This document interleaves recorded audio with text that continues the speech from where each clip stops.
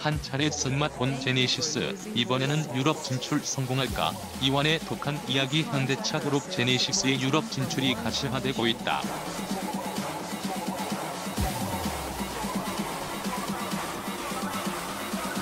그룹을 이끄는 정의선 수석 부회장이 내년 유럽과 중국 시장에 공식 진출하는 제네시스를 넣고 현지 법인장들과 심도 있게 논의했다는 보도가 이어졌다.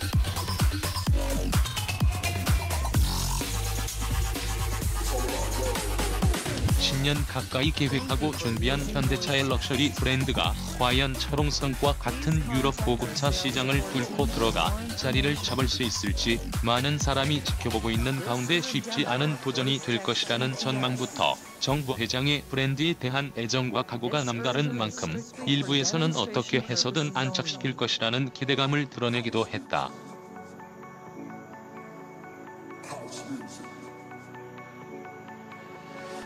하지만 현재까지는 우려의 목소리가 더 큰 편이다.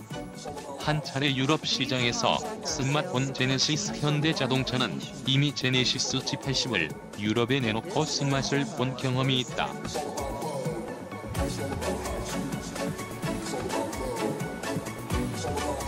당시 유럽 자동차 전문지는 물론 일간지 기자들을 불러 시승 행사를 가지기도 했지만 분위기는 거기까지였다.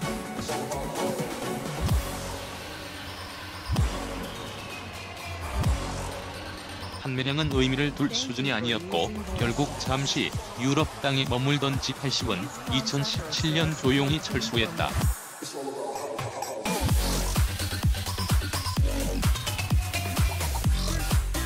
하지만 현대자동차 측은 당시 G80 유럽 진출을 상징적인 것으로만 봐달라고 했다.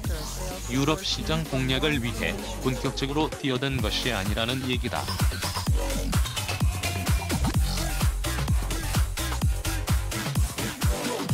제대로 광고 한 번 하지 않았고 매장에서 G80을 볼 수 없었을 것이라고 했다.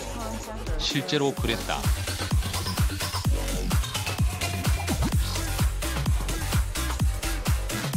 현대차의 유럽 본진인 독일에서도 G80에 대한 어떤 형태의 광고도 볼 수 없었고 직접 찾은 유럽 최대 현대차 매장에서도 G80은 보이지 않았다.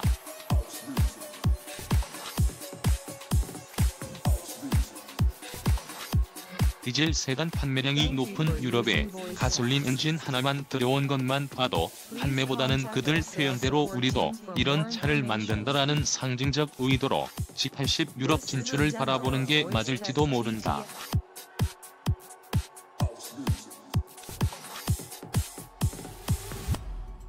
하지만 이젠 이런 변명도 의미 없게 됐다. 별도의 제네시스 법인을 만들며 제대로 된 유럽 시장 공략을 선언했기 때문이다.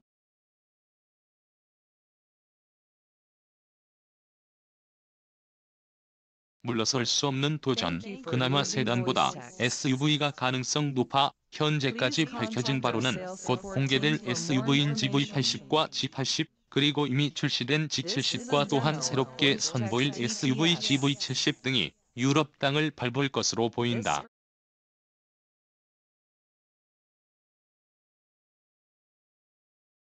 플래그십 세단 G90도 판매될 가능성은 있으나 큰 기대를 하는 분위기는 아니다. 그리고 이 중에서 현대차가 주력으로 내세울 모델은 GV70이 될 가능성이 크다.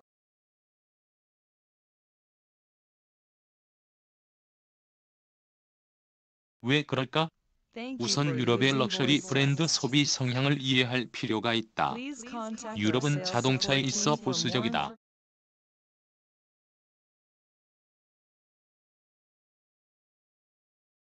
여기서 말하는 보수성은 새로운 브랜드, 새로운 모델에 대한 호기심보다는 긴 시간 검증된 모델과 브랜드에 대한 선호를 의미한다.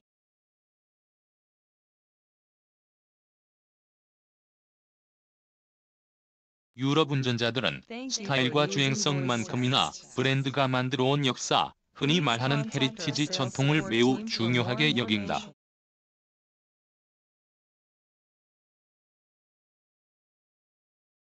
현재 유럽은 메르세데스 벤츠, BMW, 아우디 등 흔히 말하는 독일 프리미엄 3사가 고급차 시장을 지배하고 있다.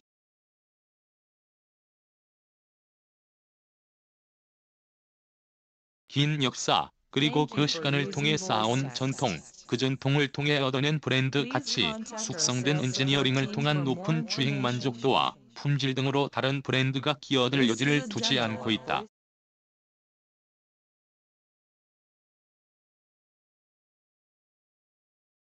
특히 이런 특징은 세단에서 강하게 드러나고 있다. 그에 비하면 SUV는 세단 소비 패턴과 비교해 비교적 유연한 편이다.